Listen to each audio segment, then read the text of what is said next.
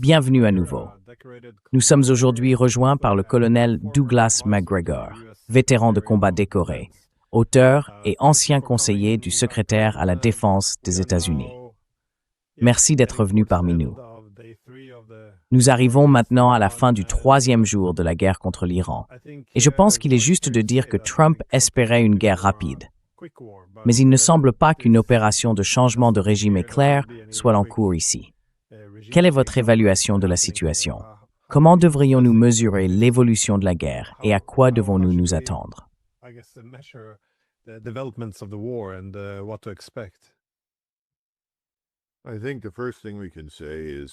Je pense que la première chose que l'on peut dire, c'est que les Iraniens ont visé au moins 27 bases, y compris des installations portuaires à travers le Moyen-Orient, allant de la base aérienne d'Ensirlik jusqu'à Dubaï, dans le Golfe. La guerre est devenue de fait régionale, et les conséquences de ces actions ne peuvent pas encore être pleinement comprises.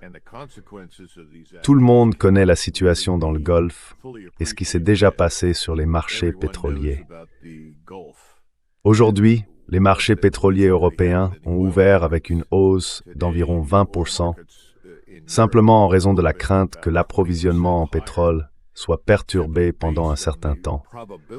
Je pense donc que nous nous dirigeons vers un prix supérieur à $100 le baril.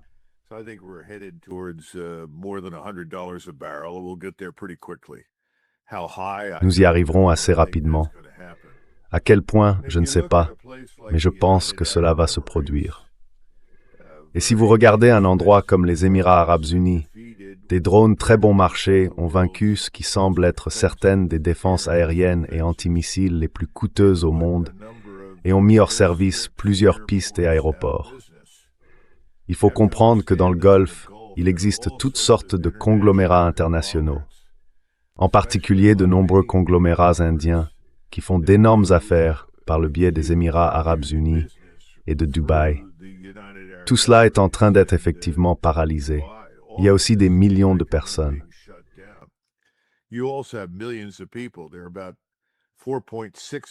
Il y a environ 4,6 millions d'Indiens propriétaires d'entreprises aux Émirats qui sont maintenant bloqués et ils constituent un élément essentiel de l'économie.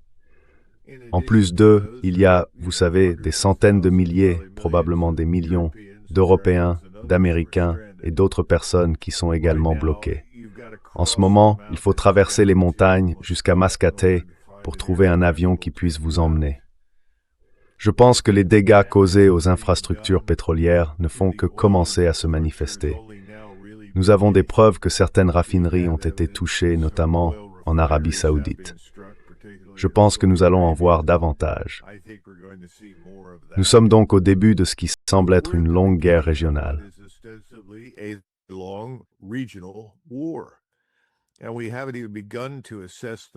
Et nous n'avons même pas encore commencé à évaluer la possibilité que d'autres puissent s'impliquer, car cette urgence provoquée par la guerre du Golfe touche l'Inde.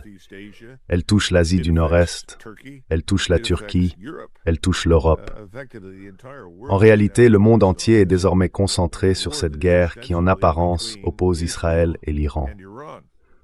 Or, ce qui est curieux dans cette guerre, c'est qu'elle n'a pas commencé par une attaque conjointe israélo-américaine. Elle a commencé par une attaque israélienne. Et le secrétaire d'État Rubio semble avoir indiqué au groupe des 8 des sénateurs américains membres de la Commission des Forces armées du Sénat qu'Israël avait lancé l'attaque. Nous n'en avions pas été informés.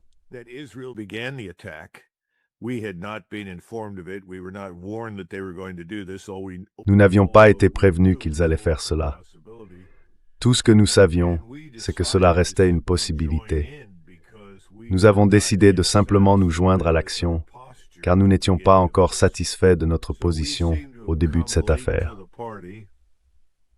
Nous semblons donc être arrivés tard à la fête. Et maintenant, nous commençons à ressentir pleinement l'impact de tous ces missiles. Un certain nombre de missiles ont été tirés sur des navires, bien qu'aucun ne les ait encore touchés. Nous savons que 3 chasseurs F-15 ont été abattus. Nous attribuons cela à un tir ami, même s'il existe des désaccords à ce sujet.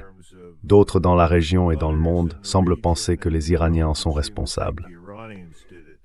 Quoi qu'il en soit, nous avons perdu 3 F-15. Nous n'avons pas perdu les pilotes, mais nous avons perdu des marins, des soldats, des aviateurs et des marines américains.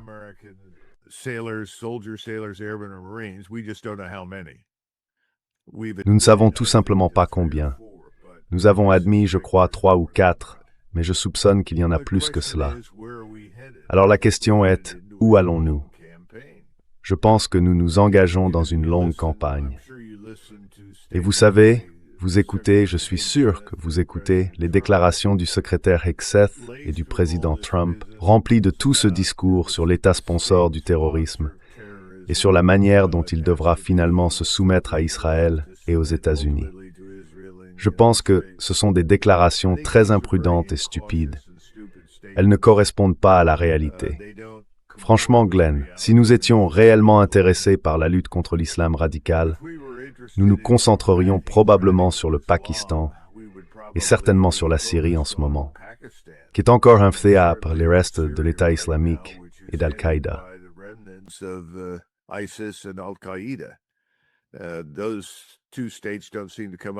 Ces deux États ne semblent pas faire souvent l'objet de discussions. Et le Pakistan, en particulier, a longtemps été une sorte d'incubateur de l'islam radical et du terrorisme islamiste. Il s'agit donc en réalité de l'intérêt d'Israël à détruire l'Iran et à l'éliminer comme obstacle à son hégémonie militaire ou à la suprématie juive, selon la manière dont on veut le formuler. Et nous en faisons partie. Nous y sommes engagés. Et je pense qu'en fin de compte, la logistique aura probablement un impact important, car nous finirons par manquer de missiles. Je crois que nous sommes déjà sur cette voie, car je ne pense pas que le président Trump ou ses conseillers aient vraiment cru qu'ils se retrouveraient dans une guerre prolongée avec l'Iran. Et c'est exactement là où ils en sont aujourd'hui.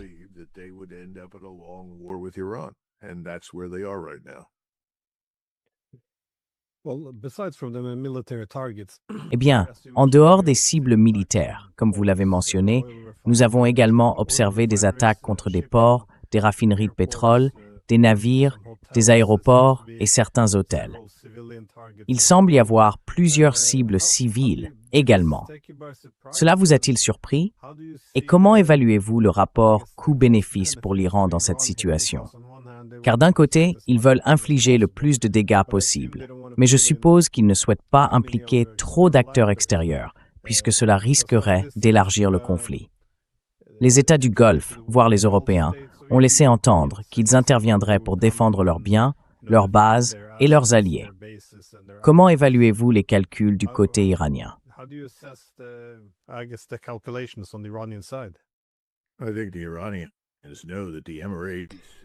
Je pense que les Iraniens savent que les Émiratis et les Saoudiens ont joué un jeu double, qu'ils ont essayé de ménager la chèvre et le chou, comme on dit. Donc je ne pense pas que les Iraniens regrettent quoi que ce soit à ce sujet. Et je pense qu'ils veulent faire ressentir leur douleur au monde, parce qu'ils souffrent eux-mêmes intensément. Ce n'est donc pas du tout surprenant. En ce qui concerne les Européens, ils savent depuis le tout début que l'Iran ne représente aucune menace. C'était risible quand nous avons insisté pour installer cette base en Roumanie, cette installation antimissile balistique, sous prétexte que nous protégions nos alliés européens d'une attaque de missiles iranienne. Personne n'y a cru. C'est absurde. Quant à une éventuelle intervention européenne, je crois que les Britanniques ont envoyé leur F-22. S'ils ont fait quoi que ce soit, j'en sais rien.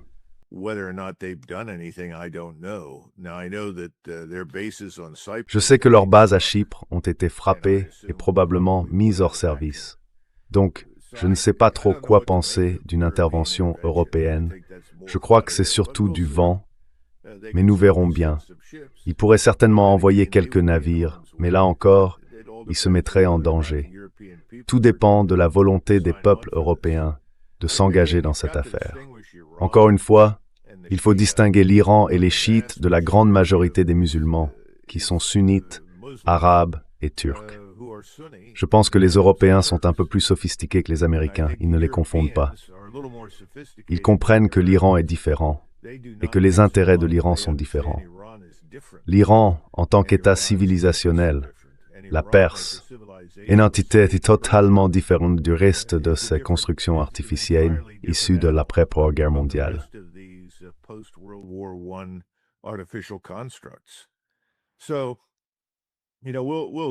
Donc vous savez, on verra bien, mais je n'attends pas grand-chose des Européens. Je suis plus préoccupé par les Chinois et les Russes. Et quand je dis préoccupé, je veux dire que je me demande combien de temps ils vont rester en retrait et laisser faire, car ce n'est pas dans leur intérêt. Évidemment, ils veulent que l'Iran survive. L'Iran est un élément essentiel des BRICS, il fait partie de l'initiative de la ceinture et de la route. Les Turcs veulent aussi que l'Iran survive. Je n'ai entendu aucune plainte de la part des Turcs au sujet de la destruction de notre base aérienne d'Incirlik, car ils savent que c'est notre base et ils ont toujours été réticents à nous laisser y opérer contre qui que ce soit dans la région. Donc je pense que nous voyons le monde évoluer dans une direction totalement nouvelle. Je dirais que c'est la fin de Sykes-Picot. Je pense que les cartes vont changer.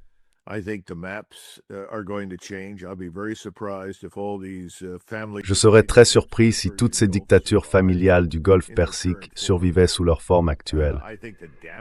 Je pense que les dégâts économiques en cours vont nous accompagner pendant un certain temps. Les Indiens ont déjà recommencé à acheter du pétrole aux Russes, et cela a parfaitement du sens pour eux. Je suis étonné qu'ils nous aient suivis au départ. Le dollar perd de la vitesse et de l'altitude. Sur le plan économique, c'est une catastrophe. Financièrement, pour nous, je pense que c'est un désastre. Cela prendra plus de temps, mais avec le temps, la situation ne fera qu'empirer pour nous. Rappelez-vous, c'est nous qui avons fanfaronné devant le monde entier en affirmant à quel point nous sommes puissants et que le monde entier doit trembler devant la puissance militaire américaine. Eh bien, les gens vont s'attendre à ce que nous soyons à la hauteur.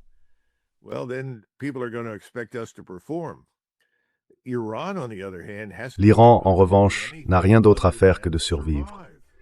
Tant que l'Iran survit, et plus la guerre dure, plus nous paraissons faibles, plus Israël paraît faible, et plus l'Iran paraît fort. Et je pense que l'Iran va survivre. Je ne vois aucun signe qu'il va soudainement décrocher le téléphone, appeler Washington et supplier pour obtenir la clémence. Je ne vois pas cela arriver. Nous sommes donc vraiment dans une impasse. Je pense qu'au bout du compte, nous allons être balayés hors de la région. Regardez ce qui se passe en Irak en ce moment. Les chiites se soulèvent et le gouvernement irakien veut que nous quittions le pays. Cela fait des années qu'il le veut. Je pense que nous allons devoir partir. Je ne crois pas que quiconque vivant dans le Golfe voudra de nous près de ses ports, de ses aéroports ou de quoi que ce soit d'autre.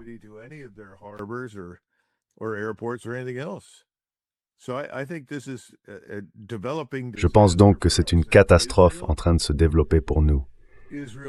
Et Israël, le dôme de fer d'Israël, ne fonctionne pas très bien. Bien que nous essayions clairement de tirer des missiles pour soutenir Israël en matière de défense aérienne et antimissiles, les Iraniens semblent avoir progressé technologiquement bien plus que nous ne l'avions prévu. Ils sont désormais capables de lancer des missiles dotés de leurres qui, vous savez, produisent plusieurs ogives. Et ensuite, le véritable missile dangereux que nous essayons d'intercepter passe pendant que nous sommes occupés par les leurs.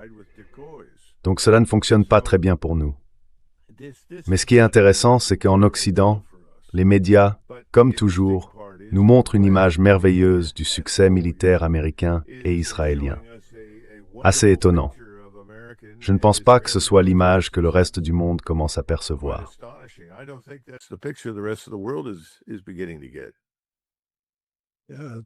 J'ai récemment consulté les médias et on a l'impression qu'ils préparent déjà la prise de pouvoir du nouveau gouvernement, comment les relations vont évoluer.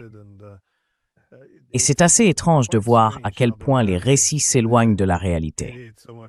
Mais cela semble parti pour être une guerre longue. Alors, comment pensez-vous que les États-Unis et Israël d'ailleurs vont s'épuiser? Parce que vous avez dit que vous supposiez qu'ils seraient les premiers à s'épuiser, et ensuite, j'imagine que ce sera terminé. Mais vont-ils manquer de missiles intercepteurs? Ont-ils une capacité limitée à frapper l'Iran? Ou qu'est-ce que vous pensez qui cédera en premier? Ou est-ce simplement que les États du Golfe exigeront que les États-Unis y mettent fin?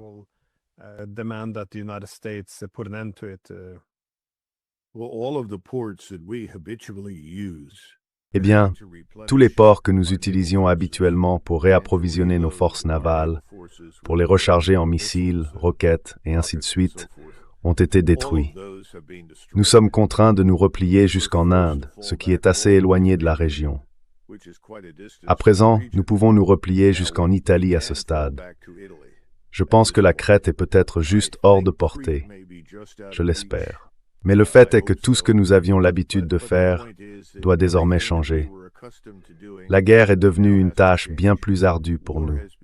Rappelez-vous, ils n'ont pas seulement fermé le détroit d'Ormuz, ils ont aussi, pour ainsi dire, fermé le canal de Suez, puisqu'ils ont bloqué la mer Rouge. Ainsi, la situation commerciale est sombre et la situation militaire est problématique. Je ne pense pas que nous puissions fabriquer des missiles assez rapidement pour suivre leur rythme d'utilisation. Nous avons fourni un très grand nombre de missiles à l'Ukraine tout ce temps, et maintenant nous commençons à en ressentir les conséquences, car une grande partie de ce stock a disparu. Il ne faudra pas longtemps, peut-être quelques jours de plus, avant que nous devions commencer à utiliser nos missiles plus parcimonieusement. Cela signifie que nous ne pourrons pas abattre la plupart de ce qui nous est tiré dessus. N'oubliez pas qu'il faut tirer au moins 2 ou 3 missiles sur chaque missile entrant, et nous ne pouvons toujours pas cibler et détruire de manière fiable les missiles hypersoniques. Beaucoup d'entre eux arrivent à Mach 3, 4, 5, voire 6, des vitesses au-delà de nos capacités technologiques actuelles pour les contrer. Donc, logiquement, oui, nous aurons enough for immediate.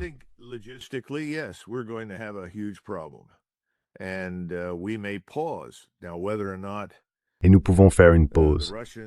Maintenant, que les Russes et les Chinois soient disposés ou non à servir de médiateurs, ou les Indiens, je pense que l'Inde serait probablement le meilleur choix pour une médiation. Après tout, ils sont neutres, malgré la récente visite de Modi en Israël, que je considère comme mal avisée. Néanmoins, Modi et l'Inde ont des liens culturels avec l'Iran. Le sanskrit et la civilisation indienne font partie intégrante de la civilisation perse elle-même. Je pense donc qu'il y a une opportunité pour les Indiens de combler le fossé entre nous, les Israéliens et l'Iran. Mais il faudra voir. Pour l'instant, je ne pense pas que l'Iran sombre dans le chaos. Oui, nous avons tué le guide suprême, l'ayatollah Khamenei, mais je ne vois aucune preuve que cela ait perturbé l'unité d'action, ni le commandement et le contrôle.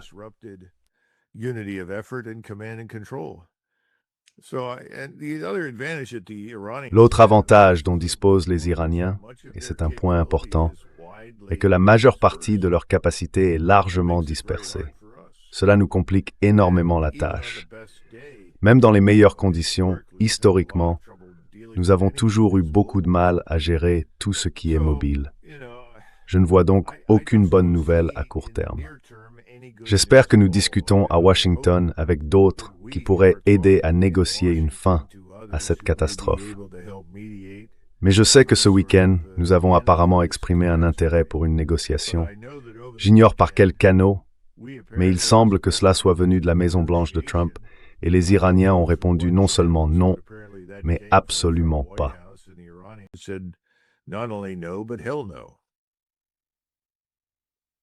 Est-ce parce qu'ils ne sont pas encore prêts à mettre fin à la guerre? Je veux dire, cela semble un peu insensé, peut-être, d'y mettre un terme maintenant, étant donné que l'autre camp pourrait simplement reconstituer ses missiles et revenir à l'attaque dans quelques semaines. Mais selon toi, qu'est-ce que les Iraniens voudraient obtenir de cette guerre avant d'accepter qu'elle se termine?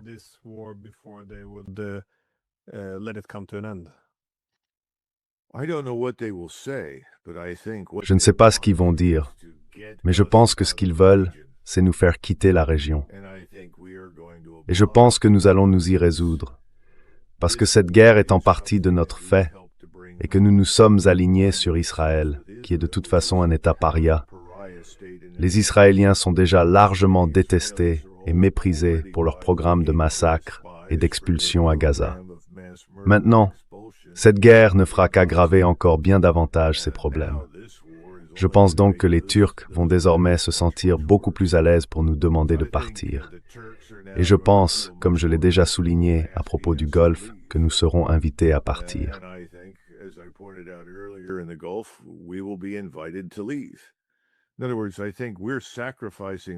En d'autres termes, je pense que nous sacrifions notre position stratégique dans la région au profit d'Israël, mais je ne crois pas qu'Israël en tirera avantage. Et vous savez, ce genre de situation aura des répercussions considérables. Si vous êtes sur la péninsule coréenne, vous en avez déjà assez de la présence militaire américaine. Vous n'en voyez pas la nécessité, car les Chinois ne sont pas intéressés par le déclenchement d'une guerre. Les Chinois ont clairement fait savoir aux Coréens que, s'ils entreprennent quoi que ce soit, ils ne recevront aucune aide de la part de la Chine. Je pense que les Coréens se disent probablement qu'il est temps que les Américains partent et qu'ils doivent travailler avec la Chine pour réunifier la péninsule et parvenir à une solution stable.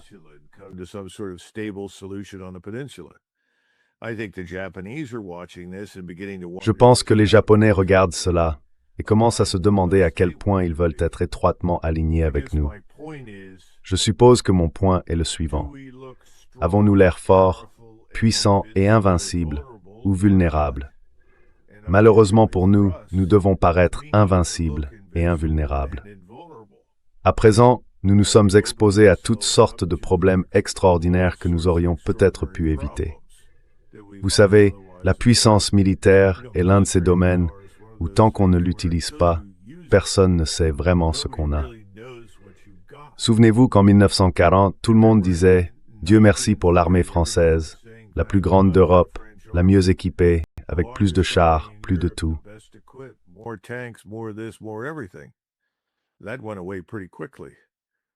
Cela s'est dissipé assez rapidement. L'armée britannique aussi, elle n'a pas duré très longtemps. Je pense que nous vivons aujourd'hui dans un monde où une ancienne ère touche à sa fin et une nouvelle commence. Il y aura de nouvelles règles pour l'avenir et elles ne seront pas écrites à Washington. Elles seront, je pense, en grande partie rédigées en Asie et dans une certaine mesure en Europe et au Moyen-Orient. Mais elles seront écrites par les peuples autochtones, pas par nous. C'est la prévision à long terme. Combien de temps cela prendra, personne ne peut le dire. En ce moment, les Iraniens souffrent beaucoup, mais ils infligent aussi beaucoup de souffrance, et ils n'ont aucune raison de s'arrêter.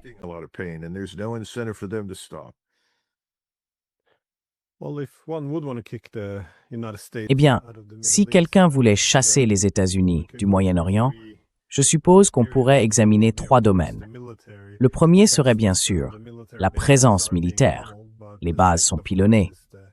Le deuxième concerne les intérêts économiques.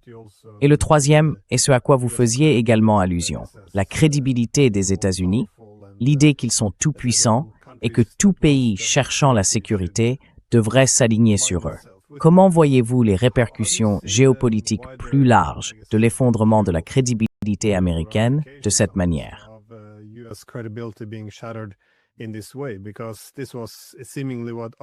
Parce que cela semblait être l'exact opposé de ce que Trump voulait. Toute son approche, je pense, consistait à montrer beaucoup de force et à espérer que les adversaires se retireraient.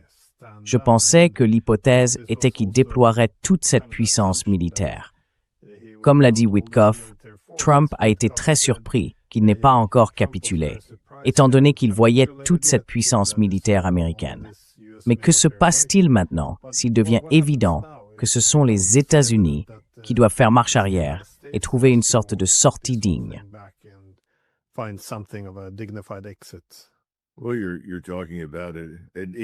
Eh bien, vous parlez d'une retraite ignominieuse, ce qui est la dernière chose au monde que Donald Trump souhaite. Nous devons discuter de la manière dont nous passons d'ici à là. Le problème, c'est que nous avons déjà démontré dans les 24 à 36 premières heures, notre expertise tactique, notre suprématie tactique, si l'on veut. Nous avons réussi à éliminer un certain nombre de personnalités clés, mais pas le dirigeant suprême. Les tactiques gagnent des batailles, mais en fin de compte, c'est la stratégie qui gagne les guerres. Nous n'avons pas de stratégie. Quand tout le monde demande quel est le but, eh bien, ça semblait être un changement de régime. Mais je pense que nous avons désormais compris que le changement de régime n'a pas fonctionné.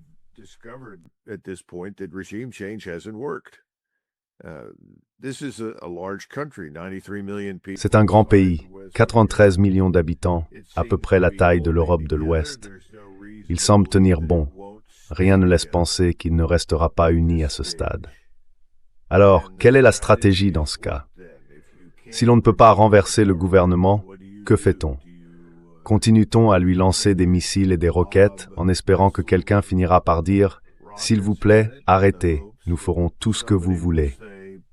C'est peut-être l'objectif. Je ne pense pas que ce soit un objectif raisonnable. Je ne crois pas que quiconque ait réfléchi sérieusement à la question cruciale de la fin de la guerre. Comment y mettre fin? Et le plus ironique, c'est que j'ai entendu le secrétaire à la guerre dire ce matin « Nous n'avons pas commencé cette guerre, mais nous allons la terminer. »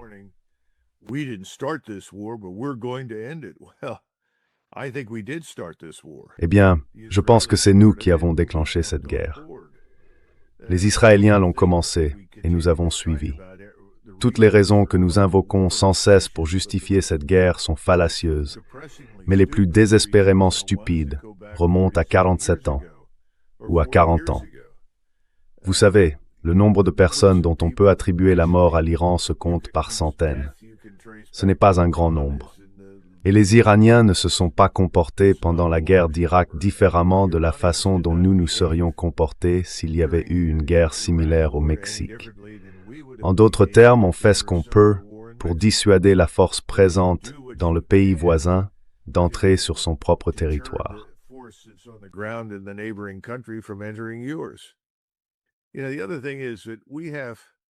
Vous savez, l'autre chose, c'est que nous avons, je crois, environ 4000 missiles dans notre arsenal, quelque chose comme ça. Peut-être qu'il s'agit de types différents, des missiles de croisière et balistiques, je ne sais pas. L'Iran en a environ 450 000. Il y a donc un écart considérable. L'autre chose, c'est qu'on peut tuer un dirigeant, mais on ne peut pas bombarder une civilisation jusqu'à sa soumission. Nous n'avons jamais vraiment compris à quoi nous avions affaire avec l'Iran. Tout le monde parle de l'Iran comme d'un État islamique radical. Rien n'est plus éloigné de la vérité. L'Iran, c'est avant tout la Perse, et cette civilisation est bien plus ancienne. La civilisation perse, la pensée perse, la philosophie perse, l'art et l'histoire perse, tout cela a affirmé sa prééminence au cours des 25 à 30 dernières années.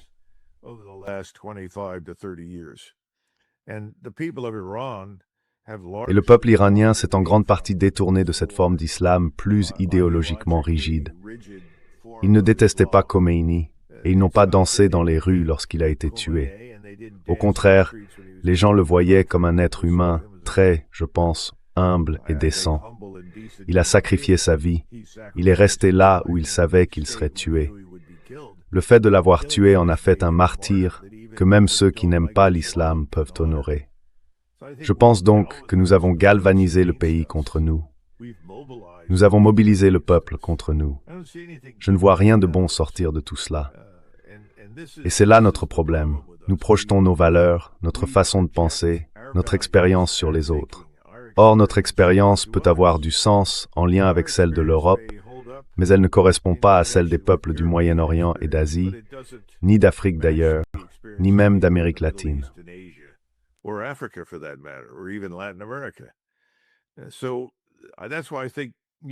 C'est pourquoi je pense que nous vivons aujourd'hui dans un monde différent, un monde que nous ne comprenons même pas.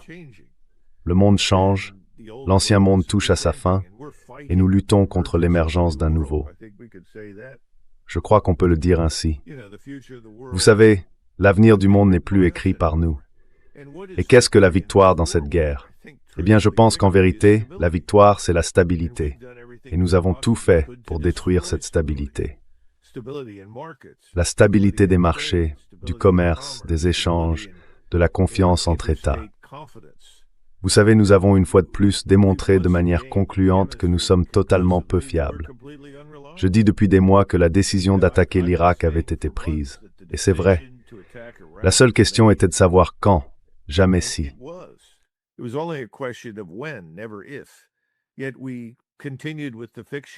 Pourtant, nous avons continué à entretenir la fiction selon laquelle des négociations étaient en cours. Cela nous a nui avec la Russie, cela nous a nui avec la Chine, cela nous a détruits au Moyen-Orient. Nous suivons rapidement Israël dans ce coin réservé aux États parias. Par exemple, les Indiens dépendent de 2,6 millions de barils de pétrole du Golfe Persique qui arrivent chaque jour dans leur port. Quand cela s'arrêtera, chaque famille indienne sera en quelque sorte contrainte de payer un impôt de guerre pour lequel elle n'a jamais voté. Une hausse de $10 du prix du brut représente 15 milliards de dollars de charges supplémentaires pour l'économie indienne. Et ils ne sont pas les seuls. Mais nous ne pensons pas en ces termes. Nous ne réfléchissons pas à l'impact que cela a sur les autres. Il n'y a aucune conscience de ce genre de choses. Et je pense que nous allons en payer un prix terrible, Glenn, et que ce n'est que le début.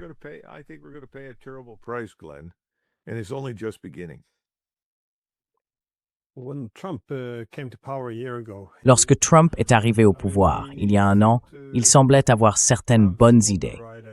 Encore une fois, l'une de mes préoccupations concernant les États-Unis est que la stratégie des 30 dernières années ne fonctionne plus. Autrement dit, les États-Unis s'épuisent eux-mêmes, puis incitent les autres grandes puissances à s'unir pour les contrebalancer. De mon point de vue, il était donc logique que les États-Unis se retirent un peu. Ils pourraient ainsi renforcer davantage leur position et les puissances eurasiennes se contrebalanceraient mutuellement dans une plus large mesure. Et il semblait que Trump allait dans cette direction, se retirer de l'Europe, du Moyen-Orient et se concentrer plutôt sur l'hémisphère occidental.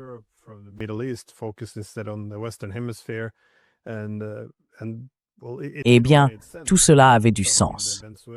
Cela ne veut pas dire que l'opération au Venezuela ait été un coup de génie ou quoi que ce soit, mais au moins il s'est tourné vers la patrie, si l'on peut dire. Que s'est-il passé ici? Comment se fait-il qu'après un an, il soit encore en Ukraine? Encore une fois, c'est l'un des problèmes actuels.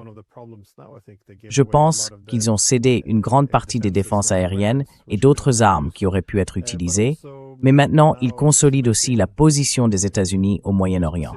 Peut-être pas la consolider, mais y consacrer beaucoup de ressources. Comment expliquer qu'une stratégie qui semblait claire ne semble plus être suivie?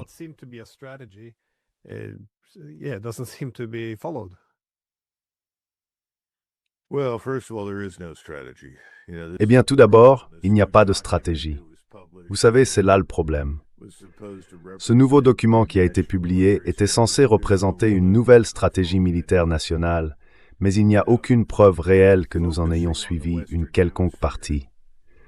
Se concentrer sur l'hémisphère occidental ne signifie pas, et ne devrait pas signifier, envahir les pays des autres dans l'hémisphère occidental. C'est tout simplement ridicule. Et encore une fois, c'est un peu comme ce que j'ai déjà dit. Vous parlez de l'islam radical et du terrorisme islamiste, puis vous attaquez l'Iran. Cela ne colle pas. Si vous disiez « nous allons nous concentrer sur le danger au Pakistan, le danger en Syrie », ce serait plausible, mais pas l'Iran. En même temps, vous dites que nous avons un énorme problème de drogue, un problème de traite des êtres humains et de trafic de stupéfiants. Le centre de tout cela, le principal centre, c'est le Mexique.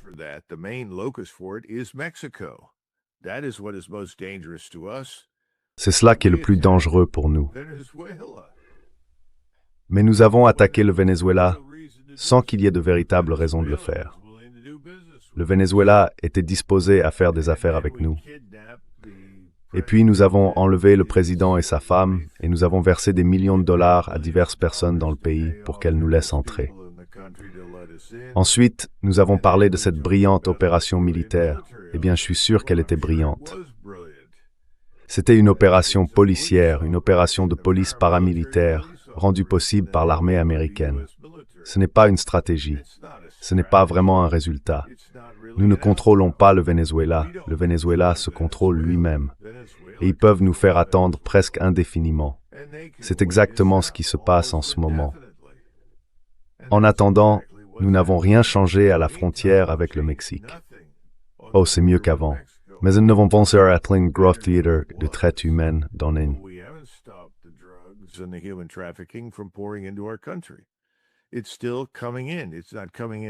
Ça continue d'arriver. Ce n'est plus au même rythme qu'avant, mais ça continue d'arriver. Et des milliards de dollars en liquide continuent de s'écouler vers le sud, au Mexique. Il y a donc énormément de choses qui relèvent de la pure fiction. Et je ne pense pas qu'il y ait une véritable stratégie, car tout Américain lucide regarderait le Moyen-Orient et dirait « Cet endroit n'a pas besoin de la puissance militaire américaine.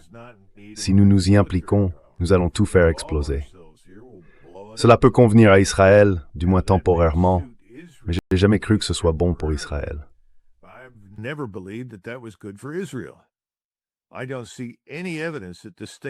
Je ne vois aucune preuve que cette idée du grand Israël dont il parle ouvertement, c'est-à-dire l'acquisition de territoires tout autour d'Israël pour en faire un grand État comptant, 6 ou 7 millions de citoyens juifs, ait la moindre chance de réussir.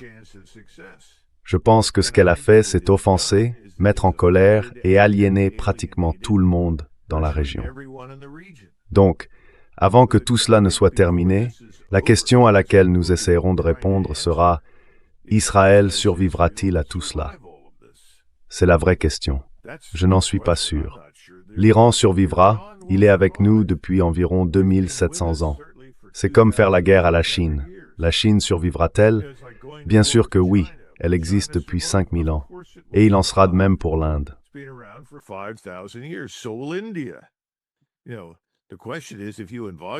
Vous savez, la question est de savoir si, en nous impliquant dans ces guerres stupides, nous, les Américains, pourrons y survivre. Nous sommes des arrivants relativement récents sur la scène mondiale. Nous ne sommes pas un État civilisationnel, à proprement parler. Tous ces sujets vont être abordés dans les semaines à venir. Et je pense que pour le moment, le président Trump va simplement ordonner à tout le monde de continuer à attaquer, bombarder, cibler et frapper. C'est tout ce qu'il peut faire. Il peut menacer de nouvelles sanctions, mais je pense que cela a largement perdu de son efficacité. Je crois que c'est ce qui explique la haine et l'hostilité à notre égard à l'intérieur de l'Iran. Donc, je ne vois rien de bon qui puisse en sortir pour nous. En revanche, je pense que la Perse ressortira de tout cela comme une entité beaucoup plus forte et plus influente.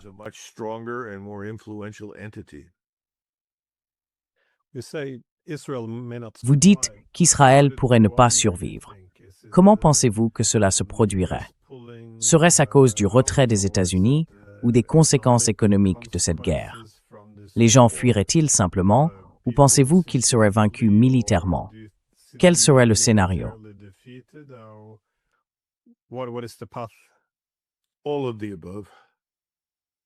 Tout ce qui précède. Je veux dire, il suffit de revenir en arrière et d'écouter M. Netanyahou expliquer ses soi-disant 7 fronts.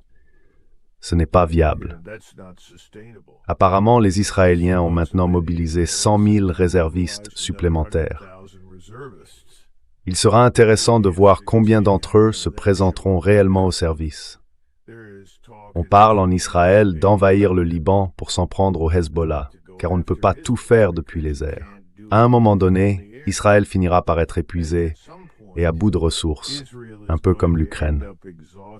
Aujourd'hui, la question n'est pas de savoir si la Russie survivra, c'est de savoir si l'Ukraine survivra. Que restera-t-il? Ce ne sera certainement pas ce que c'était. Alors, cela signifie-t-il qu'Israël survivra sous une certaine forme? Peut-être. Mais ce ne sera pas ce que c'était, ni ce que c'est aujourd'hui. Vous savez, ces choses dépendent de plusieurs facteurs. Mais il faut regarder les tendances et les tentements perméables. Tout qui est.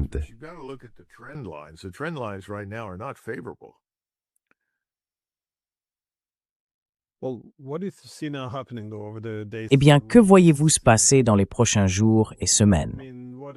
Je veux dire, quel type d'escalade est possible? Je ne vois pas vraiment ce que les États-Unis peuvent faire différemment, à part peut-être attaquer ou simplement continuer ce qu'ils font déjà. Mais comment voyez-vous l'Iran éventuellement intensifier la situation? Et étant donné que, comme vous l'avez dit plus tôt, le conflit est déjà devenu régional très rapidement, voyez-vous une possibilité qu'il devienne à nouveau mondial? Dans quelles conditions pensez-vous que les Chinois ou les Russes se joindraient au conflit? Je veux dire, s'ils observent la même chose que nous, ils pourraient conclure que les Iraniens gèrent la situation par eux-mêmes.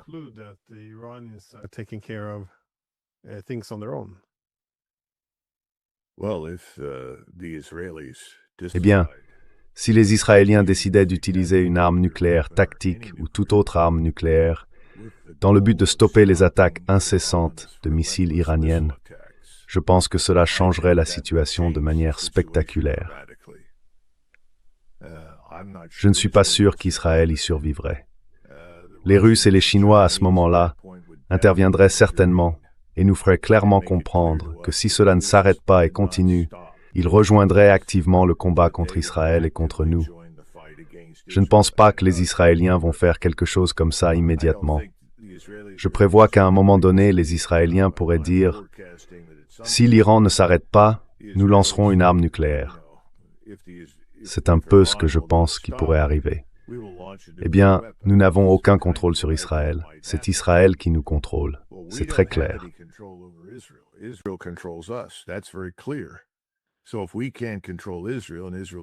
Donc si nous ne pouvons pas contrôler Israël, et qu'Israël agit ainsi, alors la Russie et la Chine interviennent.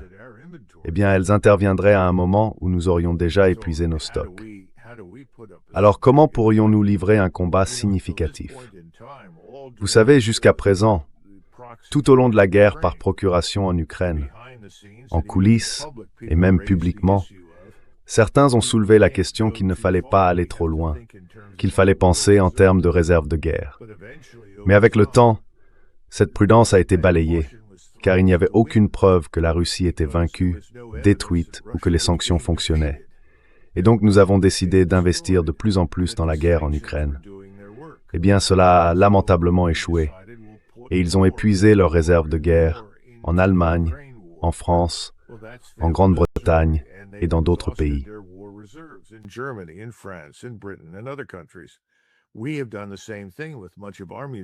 Nous avons fait la même chose avec une grande partie de nos munitions. Donc si vous avez fait cela, et que tout à coup les Russes et les Chinois disent « Ça suffit, arrêtez, Israël a utilisé une arme nucléaire et nous ne le tolérerons pas. S'ils n'arrêtent pas, nous pourrions utiliser une arme nucléaire en réponse, c'est toujours une possibilité. Que faisons-nous alors? Je pense que nous devons dire aux Israéliens « Vous devez arrêter. » Et si vous n'arrêtez pas, nous partons. Je pense que nous en arriverons là. Et ce n'est pas une situation finale que nous avons prévue. Nous avons prévu l'autre scénario, celui où l'Iran et ses dirigeants maléfiques, responsables du terrorisme et menaçant le monde entier, devront se soumettre. Non, ils ne le feront pas, et ils ne le feront jamais. Il est difficile de prévoir comment cela va évoluer.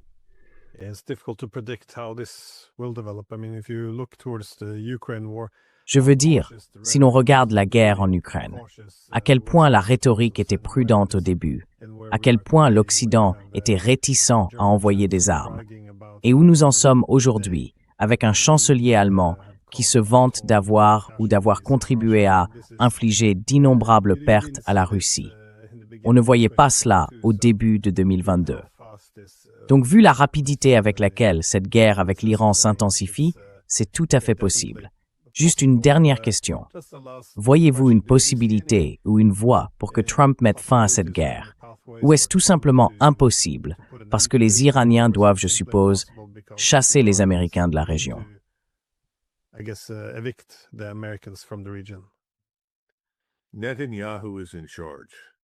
Netanyahou est aux commandes. Alors écoutez attentivement Netanyahou et vous saurez ce que Trump va faire. Soyons francs, il reçoit ses ordres de Netanyahou. Ce n'est pas un agent libre. Il a des gens chez lui qui le poussent dans certaines directions. En conséquence, je ne vois absolument rien changer à Washington à court terme. Tout le monde dira simplement « Eh bien, Nous continuerons à bombarder, nous continuerons à lancer des frappes de missiles et nous finirons par réussir. Nous avons fait cela pendant 68 jours au-dessus du Kosovo. Et au final, ce n'est pas la guerre aérienne et de missiles qui a convaincu les Serbes de quitter le Kosovo. C'est la décision de la Russie de couper les vivres aux Serbes et de dire non, nous ne pouvons pas vous fournir de carburant, de nourriture et de médicaments pendant l'hiver.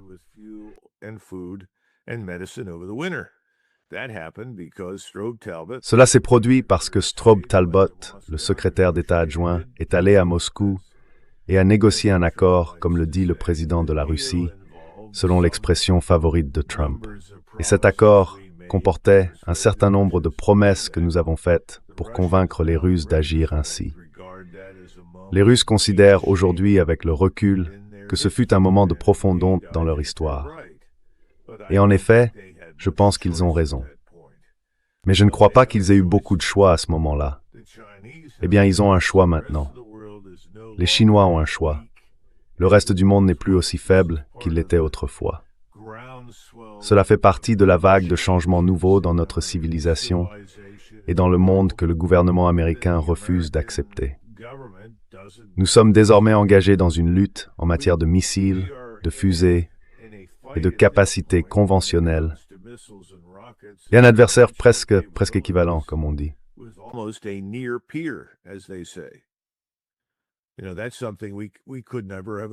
Vous savez, c'est quelque chose que nous n'aurions jamais pu imaginer. Et je pense que le président Trump a exprimé sa stupeur et sa surprise, tout comme M. Witkoff l'a dit, que les Iraniens ne se soient pas déjà rendus. Parce que de leur point de vue, en se basant sur leur expérience dans l'immobilier à New York, un tel niveau de dégâts est si terrible que l'on finit par capituler et partir, on s'en va, on cède, on signe l'accord. Eh bien, il ne s'agit pas d'immobilier. Ce n'est pas New York. C'est un état de civilisation qui ne se rendra absolument pas aux exigences de l'État juif au Moyen-Orient, lesquelles sont ensuite soutenues par la puissance militaire américaine. Donc je ne pense pas que nous irons très loin avec le président Trump pour le moment.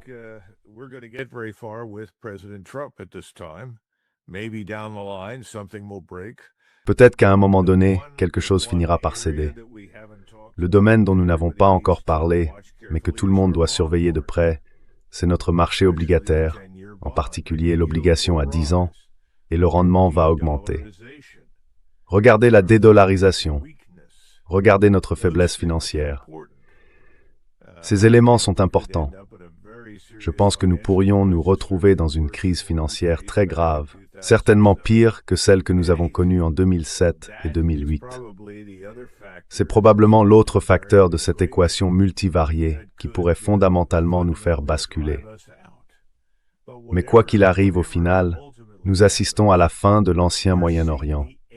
Nous assistons à la fin de l'hégémonie militaire et de la domination politique américaine. C'est cela que nous observons.